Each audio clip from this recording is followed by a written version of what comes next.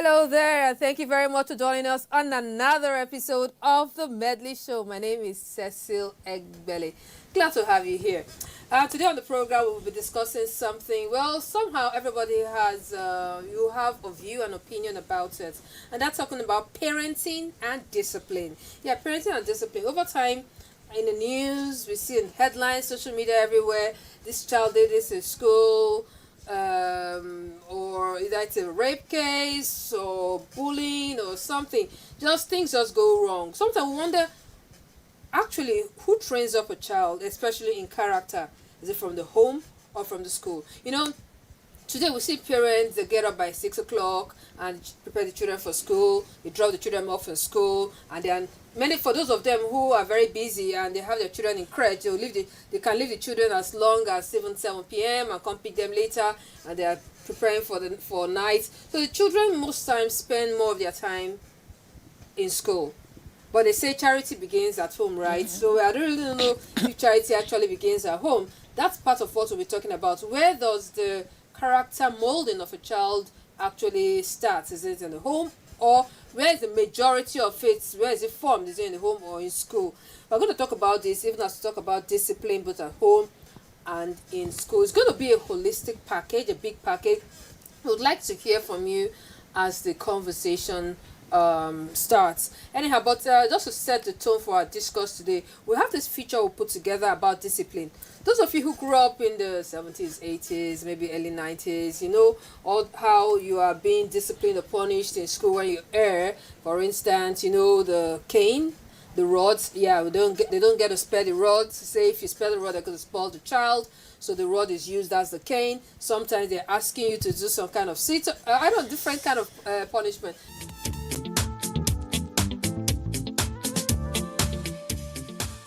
Anyway, it's time for you to meet my guest. Let me start with you. My guest, Mary Chima. She's not new to this show. She's been here before. Then we came to talk intentional parenting. Mm-hmm. You told us about how you have to be intentional in being a parent, and you gave us all those tips, which is very, very good.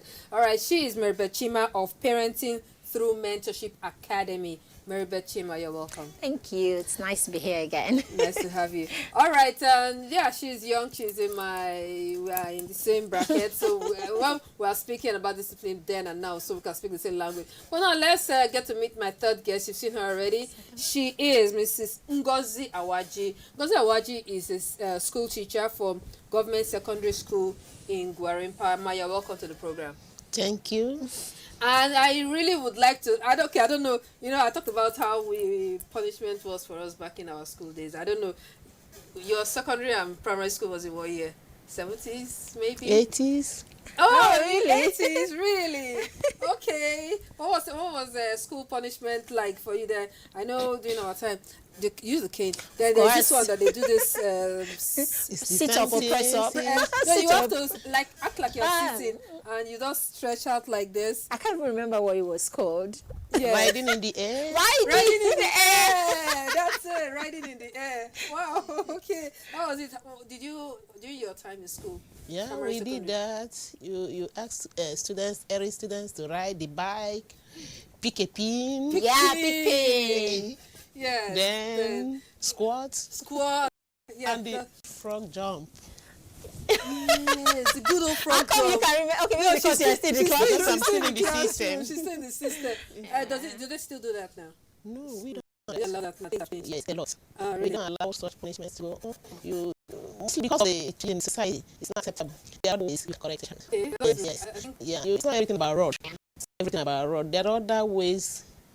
You use reward and withdrawal to correct the child. Yes, I get that. But you see, some students are stubborn now. Yes, right from home. But we are there to help them out. Because they will get to a point, if you continue to flog them, they get used to it. Mm-hmm. The next thing they will say, highest thing, I'll be flogged. In fact, they will ask you to come and flog them. Wow. So there are you have to use other methods. You touch their emotions, speak to them, let them really understand what life is all about, and give them instances of people who have erred in that and see what they have arrived at, and now bring up a role model. Who do you want to be like? Do you want to be like this person? Okay, well, I really hope that's working. I don't know if I guess that's how it is in your children's school, right? Definitely. Yeah, because I know, but I thought that was sounding like a private school. Like private school thing. Okay, but you know what? We're going to come back to talk about it. Let's take that feature on discipline back then, and as the transition happens, how it is now. Then we'll be back. Discipline as it was in the beginning is gradually fading before our eyes. This decline is notable among families in cities and other urban areas. Today, elders see this as regrettable. This indiscipline shows in the educational system of the country, majorly in the private schools, where it seems roles have been reversed. Up to the late 1990s, teachers were considered masters of the classroom, where the principals were supreme of their schools. Once upon a time, when the school authority requested to meet a child's parents, that usually spells one thing in the mind of the minor: I'm in big trouble. Certain things were thought unthinkable of the child. 1. Report your teacher or principal to your parents. 2. Be rude to either your teacher or principal. 3.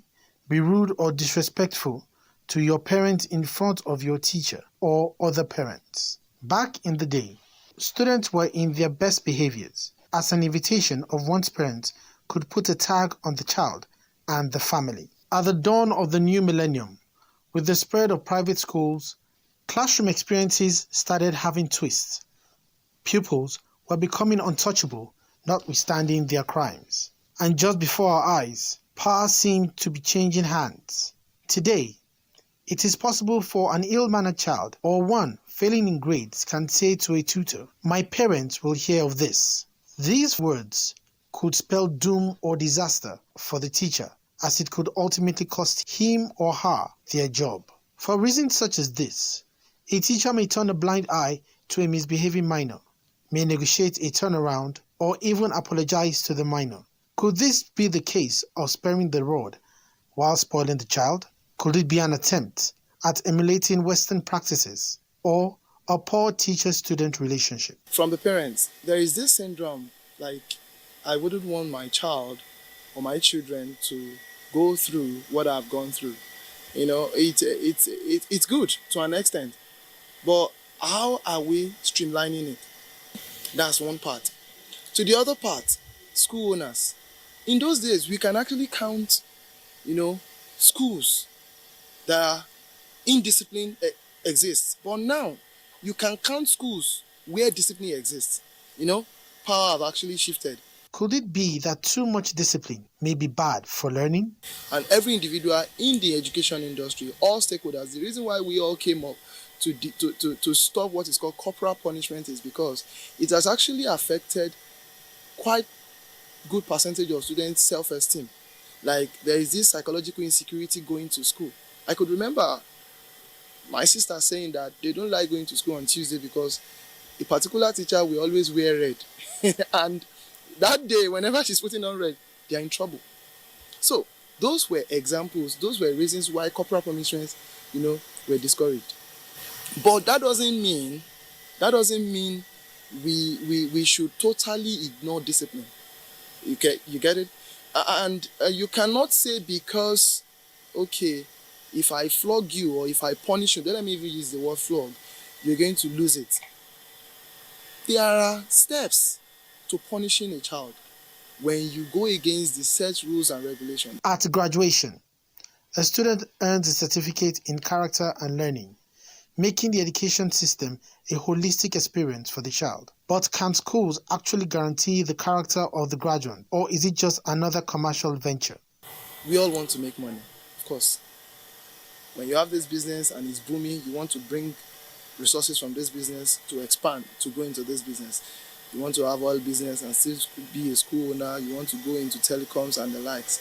But the only difference among all this stream of businesses, what separates education industry from all other industry is the fact that that is where lives are being molded. These are some of the issues we will be talking about in this episode of the Medley Show. Don't forget to participate.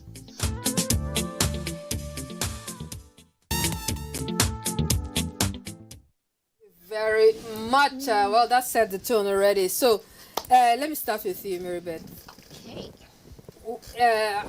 In my opening, I explained that many times children seem to be more in school with the teachers and with their friends than they are at home realistically. So maybe back in the years, our mothers are usually more at home, so they have the parents at home, but now they seem to be. So where's the character of a child first built and developed, in the home or in the school? Definitely. The home, of course. In Nigeria, we don't really have a curriculum for early years per se, right? We don't really have like a nursery school curriculum per se, right? I don't think we have, except we have that now, but the child grows first in the home, isn't it? Now, there's this misconception that at the point where the child is just a baby, the child doesn't know what's happening around them, or the child is not learning anything. But that's a misconception, and it's a really, really bad one at that, because that's the point where all the character you're talking about, all the foundations of the character of the child that we're talking about, that's the point where it's built. Psychology actually has it that children build, the brain development, most part of it happens between when they're 0 and 3 years old. Where's the child at 0 to 3 years old? The child is at home. Yeah. Well, yes, 0 and 3 years old. I remember that I had mentioned that some parents, they just drop their children off at crèche, because I was listening to Efizi and Willy Willy on radio today, and they were talking about something similar, about some parents who 7 a.m. they've dropped their child, that if I say he knows of a particular woman, the parent is by 8 p.m. they come back, pick the child because she's very busy doing so many things. Then after that they prepare for the night, the next day they rush back again. So we see that the child practically grows, is raised in the school or in the crèche or wherever it is. Work. Anyhow, Capsi put this together, and she says it's punishment in schools, and she spoke with an expert who told us the pros and the cons of it.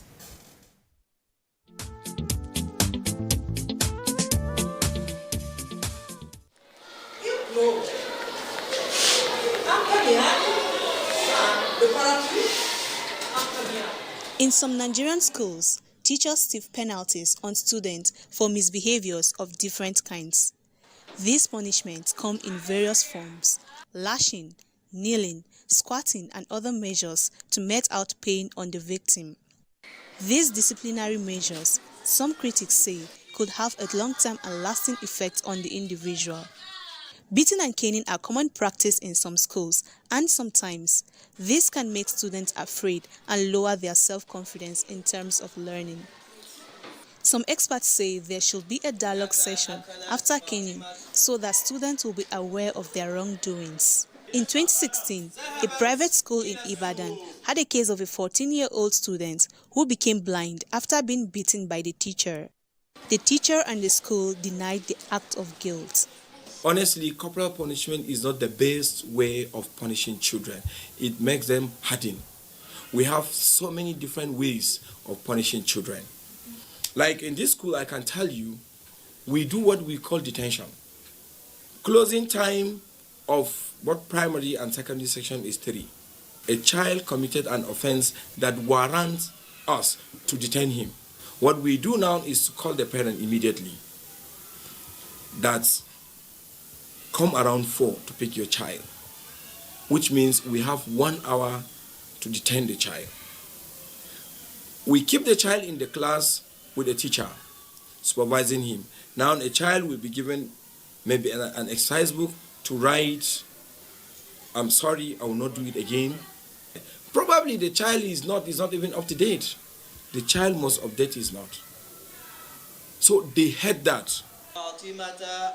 For some educators, grass trimming, push-ups in the sun, and various forms of hard labor are ways to stimulate learners to stick to the rules and attain high performance in class. But critics say the use of extreme punishments as part of child's upbringing has contributed to school dropouts, increasing aggression and antisocial behavior of the students in the society. In many advanced countries where punishment of any kind is wholly abolished, counseling sessions to provide directions and subtle admonishments to erring students are in place. This similar service is provided in many Nigerian schools. This, Nigerian educators say, is yielding the desired results. At the end of every term, students are rewarded for their excellent performance in the classroom. Psychologists believe that rewarding students for their excellent behavior will set an example for other students to behave better. Though Nigeria is committed to ending all forms of corporal punishment in classrooms, this practice is still in place in many schools, especially in rural areas.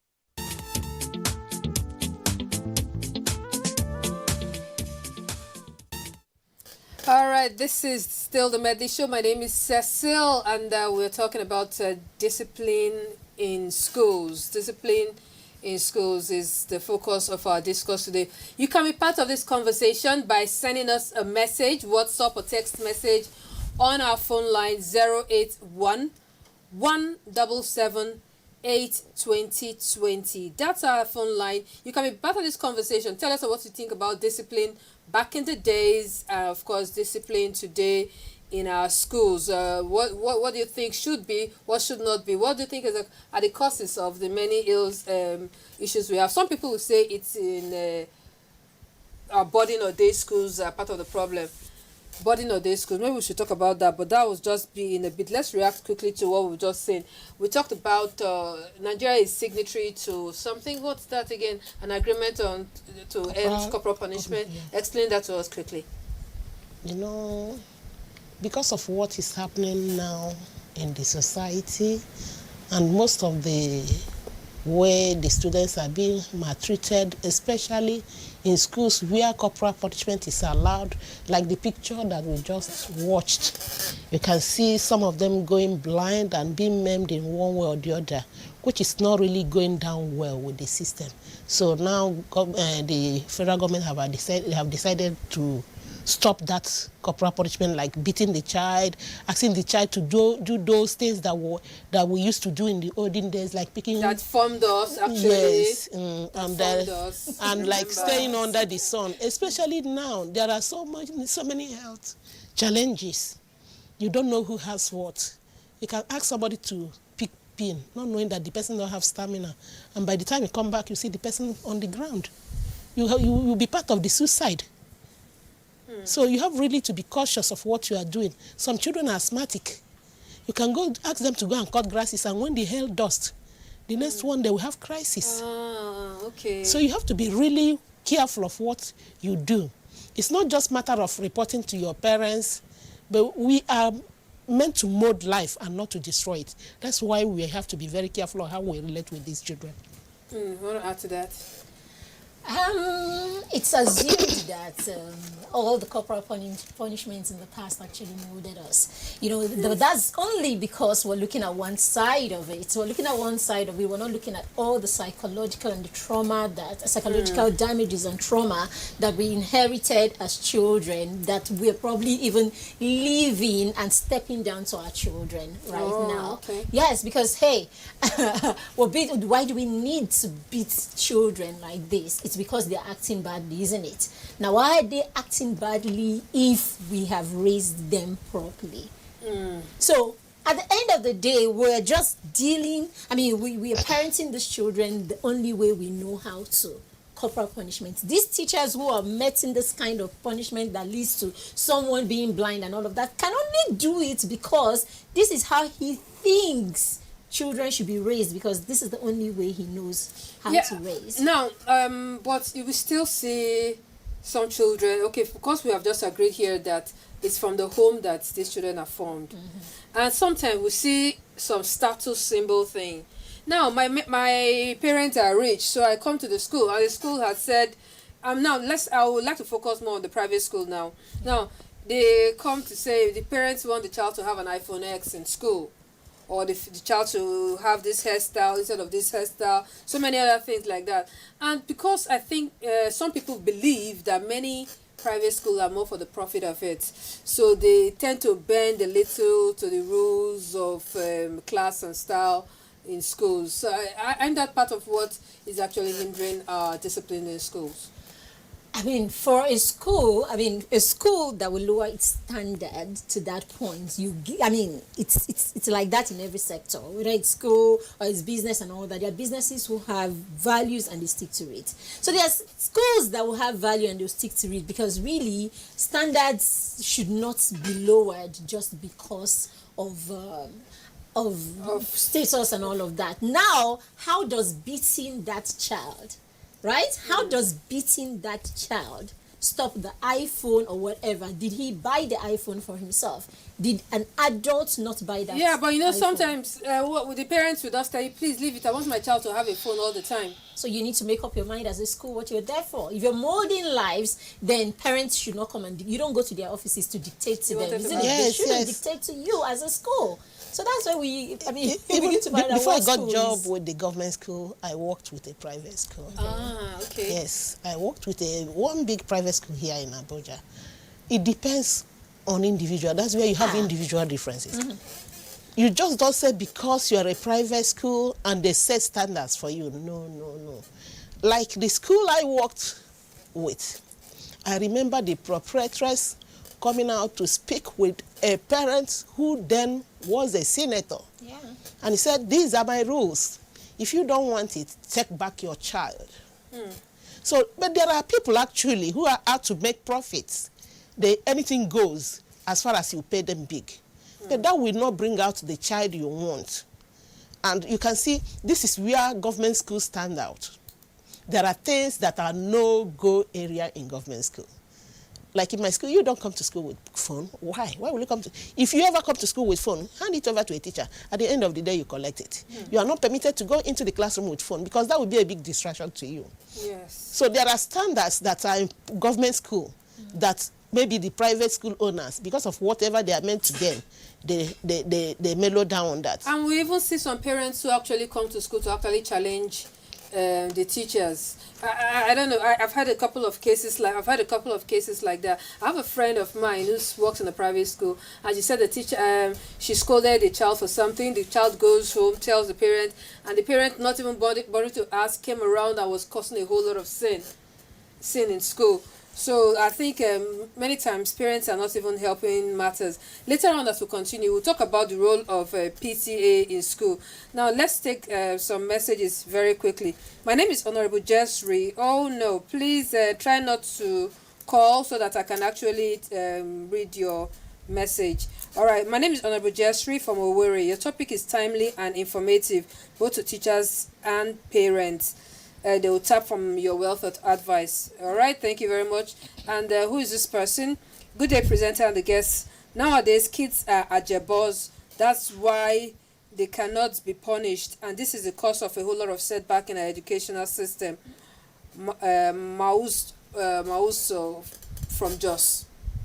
So, ajebo, that's still the whole status thing. Yes. And sometimes when we talk about status, we only think about the wealthy. Sometimes those from lower status also come with some training, some upbringing they pick up from their neighborhood, and they get to corrupt those. Talking about the courts in schools, public schools especially, because I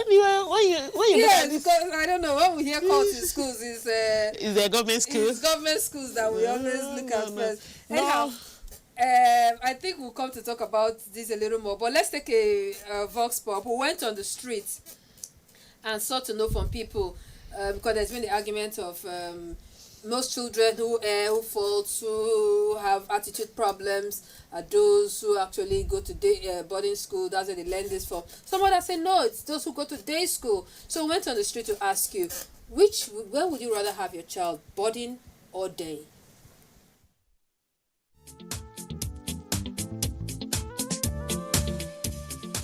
For my children, I picked a day school for them because I will have chance to nurture them very well at home.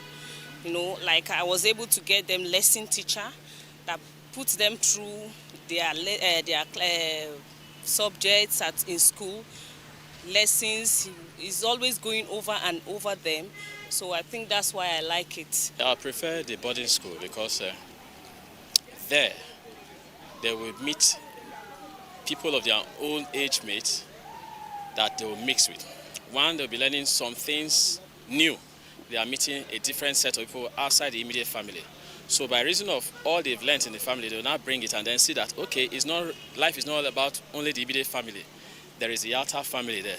So they'll meet with them, mix with them, and then take some of the values they've learned from you, and then put it there and put it to play, and then see to it that at the end of the day, a better society comes. I certainly will always go for a day school. I've never liked the boarding school right from time immemorial, and I would never, ever subscribe to me or anyone I knew sending their children to boarding school. Firstly, I like to keep a tab on my kids. Be there when they grow up, be there to see what kind of friends they keep, what they do, what activities they engage themselves in. But when you send them to the boarding school, people have this notion that discipline is created more in the boarding school. But I stand to disagree with that. We've seen a lot of damage done to children who went to boarding school. I would prefer day school. The reason is the people were entrusting the life and education of our children into their hands now are no longer trusted. When a child gets into secondary school, you send him to the boarding house where the regimented, and when I mean regimented, that regimented is more or less coordinated better than it is coordinated at home. If your child is coming to school from home to the secondary school, most children who do that do not meet up with the assemblies in the morning. Maybe hold up, maybe not waking up early. So many things, so many other factors, trying to run the home and balance it out. So you might see that if that child is in the boarding school, early in the morning, the regimented arrangement of the school ensures that by 7 o'clock, that child should have woken up, had his bath, had his breakfast. If he doesn't wake up that time, he doesn't eat.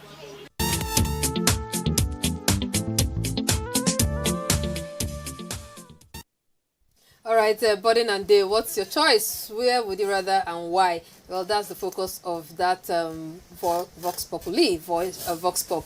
All right, so let's take that, react to that very quickly. Boarding or day, they both have merit and demerit, right? As far as I'm concerned, really, it's a matter of choice for the parents, because boarding or day is not the issue. Whether the child goes to a boarding school or the child goes to a day school is really not the issue. What values have you stepped down to this child as a parent? What have you taught your child? How independent have you made your child at home? It's a misconception to think that your children will learn independence in the boarding school. No, they should go to the boarding school to consolidate all that you have taught them at home. Yeah, but the argument is that you've taught them all that at home. They go to the boarding school. Now they are not under your care and your close watch. Then some children who are from other faulty backgrounds now gradually start either through bullying and everything, start corrupting your good manners. You are not there for 3 months. How many months is it? 3-4 months, and suddenly they come back and you're seeing a different child. My child doesn't go to a boarding school. He goes to a day school. But that's not because I think the boarding school is wrong for him, right?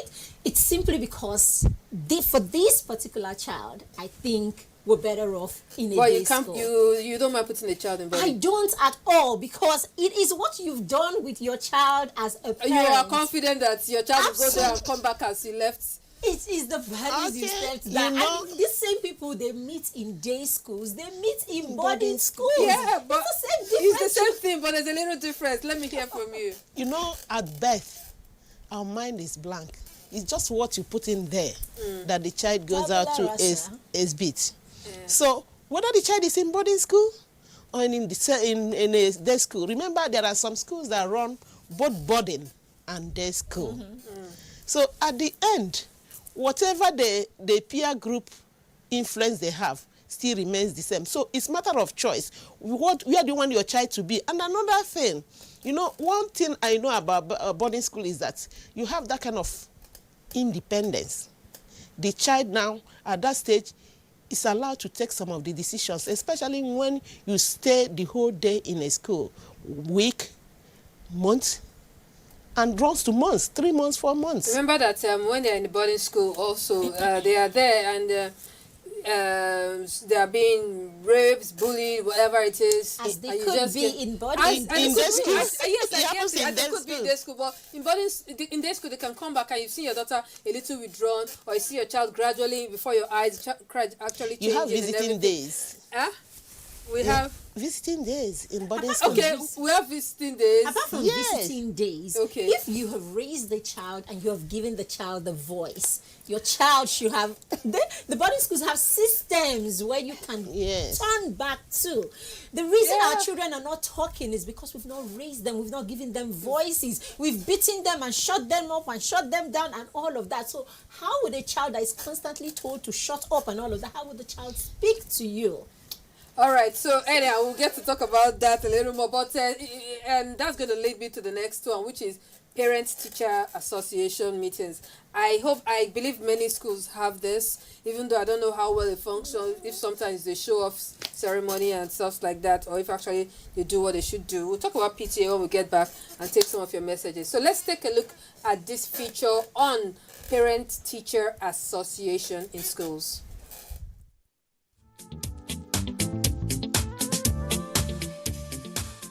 When parents entrust the training of their wards to school, it is recommended that they remain co-formators in the lives of their wards. To achieve this inclusiveness, the Parents Teachers Association was formed. This conference of administrators and parents or guardians of students provides the needed platform for teachers to update parents on the performances and behaviors of their children and parents to ask critical questions, recommendations, and reviews of the school's programs. These meetings, which are standard practice in both public and private schools, are mostly held termly and may have enhanced the effective delivery of sound academic learning and discipline over the years. Very, very relevant because you get to hear what your children learn in school, you get to see the activities they do, and you get to interact with the teachers to see where your child is lacking behind and what they need to improve on. As you know, learning is not all about books alone. There are some other things that children need to learn. Basically, every time they are vacating from school. I have 3 sons and they are in their the first 2 are in their 4th year now. So virtually every time they are vacating, we attend the PTA. A visit to an Abuja school reveals that holding PTA meetings is not only mandatory for parents, but It's a must. It's one of the criteria. You must have parent-teachers association. You must have executive of this parent-teacher association. Either at the beginning or before the closing of a term, you must meet with the PTA. But if there is any need for you to call an urgent meeting for the PTA, we do. Like recently, I meet with the GS3 parents. Purpose is that when a child gets to GS3, they think they've got to the end of the world. They will start to misbehave. So we have to let the parents know that at this point, the 2 of us have to work hand in hand. educationist Rosemary Ojochenemi Osikoya says that PTA provided strong backing to schools in enforcing discipline in the past, and schools were seen as the ideal environment to model a child's character away from home. Act as a pressure group. You will find that in the structure of the Parent Teachers Association, as you have that, they exist in chapters. They have these leadership positions. You find them at school level. They congregate at community, at local government level, up to state level, and then they have their national form in that, influencing policy direction in things that actually affect children in terms of curriculum, and part of essentially why you want them is that you want to be sure that your child is given the quality of education that he needs, the one he deserves to have. While it is a fact that parent-teachers meetings aim to improve homeschool communication, check excesses and raise school standards, why is there a surge in cases of misconduct among children in schools in recent times? So if the PTA you're telling me about is the one that have usurped, intimidate, interfere in the day-to-day running of the school, then I would tell you they have not met up to that purpose. How much of space does Nigerian PTA takes at community level, at state level, in influencing those actual decisions? What is left is for the parent. There should be a synergy between the school management and the PTA so that the child should be informed or told categorically that doing this is right and doing this is wrong. A famous Nigerian adage says, "It takes a woman to birth a child, but it takes the village to raise the child." So, raising a child sound in character and learning is not just the school's responsibility. Parents and society all share in the overall formation.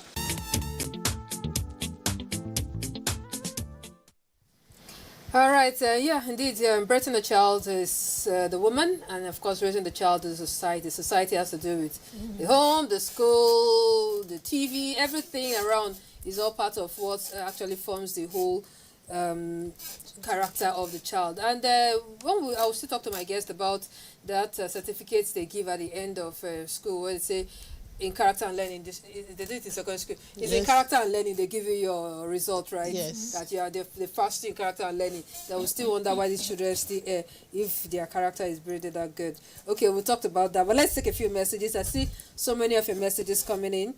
Good day. Charity starts at home. Some kids lack ethics and morals at home. IK from Enugu. During my days in school in 1988, the most popular punishment is digging your height. Which one is digging your height again? You dig and you fall till to your height. Yeah. Kidding me? Yeah. I see. You dig and you check, you ins and check whether you have gotten to your height. No, you actually dig a hole. Yes, you dig a hole. You dig a hole, yeah. Woo! That's even small thing. There's another one. You dig, you go and fetch water. By the time it comes back, the water has gone down. So you try to fill the hole. Trauma. Oh my God. Okay. Thank God we don't do that anymore.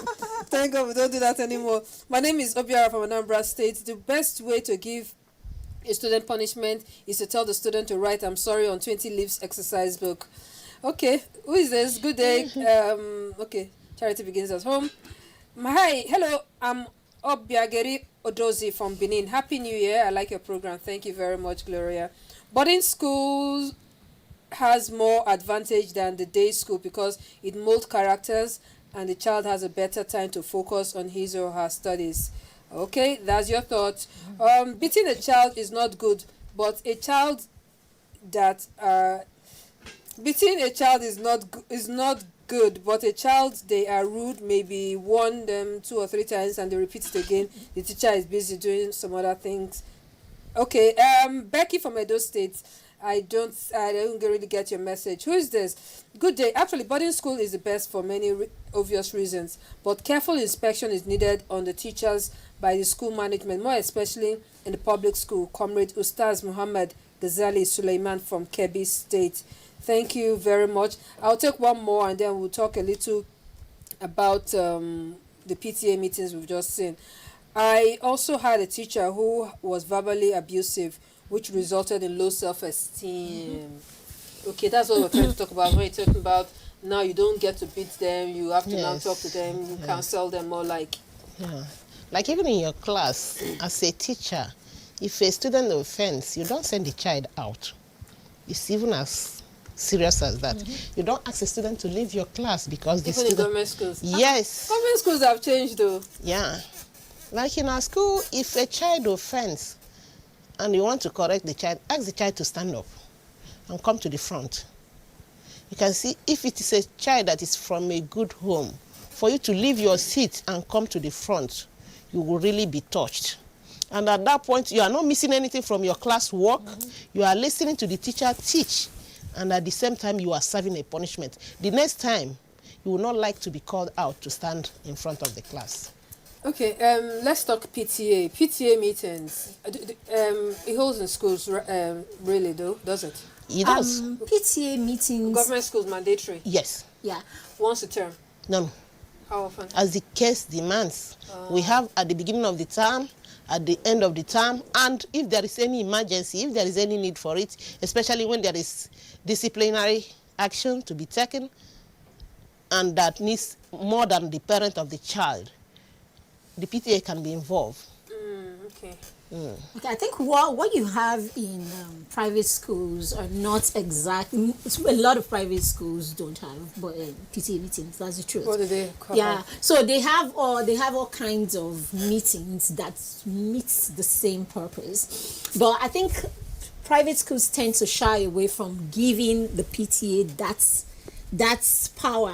That's the power where the PTA begins to decide what happens in your school. Maybe because of the dynamics of a private school. That whole we don't want parents coming to dictate what happens in our school and all of that. So you have all kinds. I mean, I've worked in a school where we had tea meetings, something like tea that. meetings. So the teachers, the parents who come. So basically serving the same purpose. Right, serving the same purpose that the PTA. I mean, they tell you what they do with your children, tell you how the children are faring, tell you their plans for the school year, and all of that.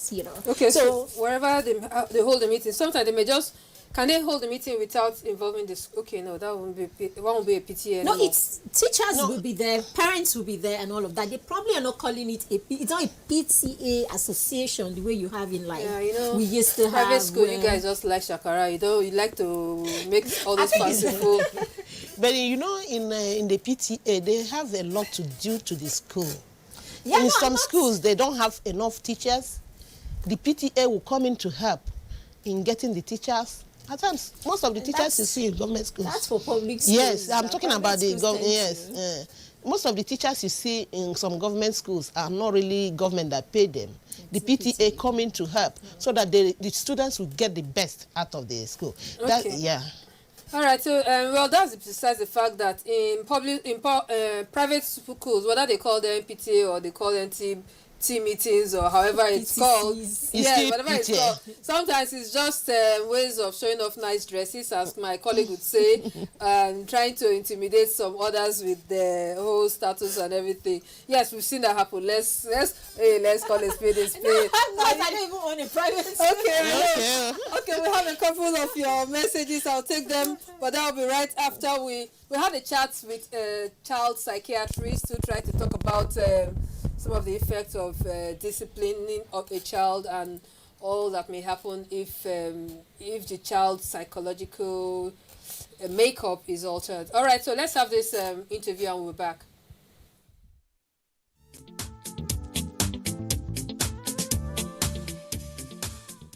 Well, a lot of behavior of parents is impacted by how they were raised, right? So they are parenting based on how they were parented. But now we have the influence of the internet where children are also reading. They're able to browse and figure things out more than they ever could before. Socially disadvantaged children may not have access to that internet. They may not have educational opportunities. Maybe the schools that they go to may be ill-equipped, underfunded. They may not have access to health care, so they may be physically unhealthy, psychologically unhealthy. The personality of a child, a lot of it is genetic. So they may not have access to early diagnosis and treatment because of their poverty levels or because they're socially disadvantaged. So socially advantaged students, have more access to health care. They have both physical and psychological health care. They have more access to resources. They have better qualified teachers, better equipped classrooms. It doesn't always follow, but this is generally the rule of thumb. Sometimes you can have children that come from very wealthy homes that are not well behaved, so it doesn't always follow. You have a tendency to have a higher IQ if your parents are richer. You tend to have higher self-esteem. You feel a sense of power, a sense of self-efficacy because of the wealth. That coming from a rich family or wealthy or well-to-do family provides for you. You tend to be more altruistic, more patient. You tend to have a more positive outlook in the world. But to be honest, if the family life is chaotic, maybe there's divorce or sexual abuse, which cuts across socioeconomic status. I mean, even rich people can get divorced. Inconsistent discipline where families are fighting about even how to discipline the child. Where there's parental neglect, Some are so wealthy chasing money that they don't even know who their children are interacting with. Before they find out who their children are interacting with, the children already have 10 years of hard drugs and they have no idea who their children are. When they correct, it's punitive, not to understand why the child is behaving that way and to give the child what the child needs at that time, to be able to, review what has happened from the perspective of the child. That means you have to have more empathy and respect for your children. They can't just be like mini me, where I can just treat them anytime I'm having a bad day. I can just be so severe. It shouldn't be about the discipline. It should be about connectedness, bonding with your child through every experience, whether positive or negative, and learning more about your child and how your child views the world and behaves.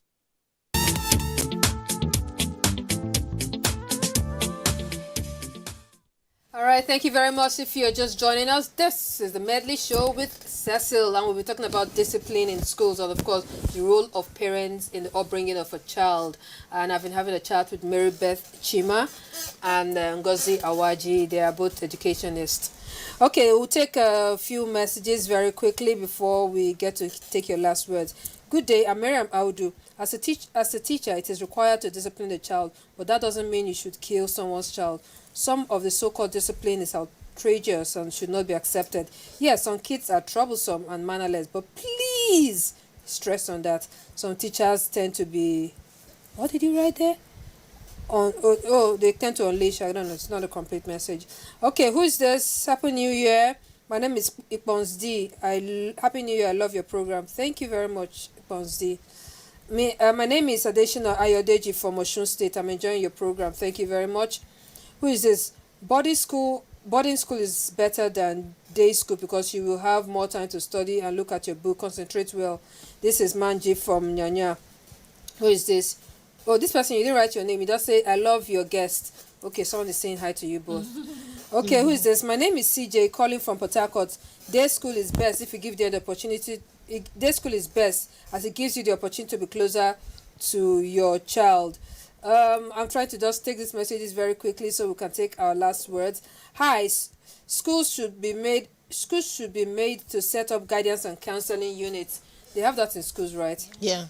Okay, we should be in charge of discipline. Andrew from Makurdi, Benue State is writing this one.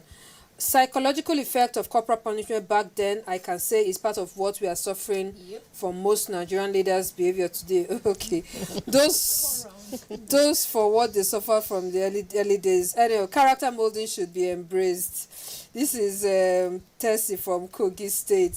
Okay, well, you are just agreeing to the fact that corporal punishment is what is part of our makeup of the young men and women we have today.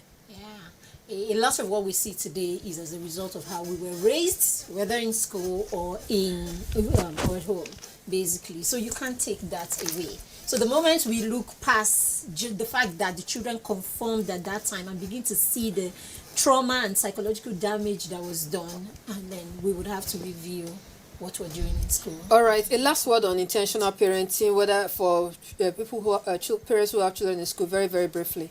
All right, so for me, school, home, there has to be a synergy, really. Raising the children starts from home and then it gets to the school. Everybody needs to be, all hands have to be on deck, really. So it's not a function of whether it's the school, whether it's at home, whether it's boarding school or even when I work 6 to 9.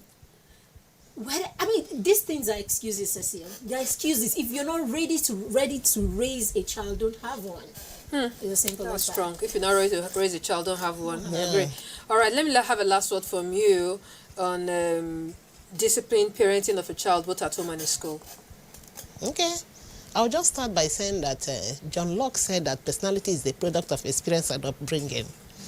Experience is what you get outside there. Upbringing is from the home. So whatever you are in school is what you have gotten from your parents to the school. And your parents, their emotions, their attitude determines what the child will be out there. If a child is very aggressive, check back home. Yes. The parents are very aggressive. So we try to mold our child very well before they come out. Thank you. That is very strong. So train up your child in the way you want the child to go, and whether it goes to boarding school or day school, and it's going to be the same. And for teachers and school proprietors out there, please be sure that you watch closely what happens in your school. And like they say, guidance and counseling works better than corporal punishment. I've been having this chat with Mrs. Ngozi Awaji. She is a teacher in government secondary school in Gwarimpa here in Abuja. Thank you very much for coming around. Thank you. What do you very teach? I teach chemistry. Science. Okay, I was expecting you to say something like English. No. Okay. I'm All a right. science person. Mary Beth Chima, Parenting Through Mentorship Academy. Thank you very much for coming around. Thank you. All right. I hope we'll bring you back again to talk something else and maybe intentional parenting this time. And good luck at your academy. Thank you. All right. And from me, it's bye-bye. Let's do this again next week with another exciting and informative topic. Thank you very much. Thank you.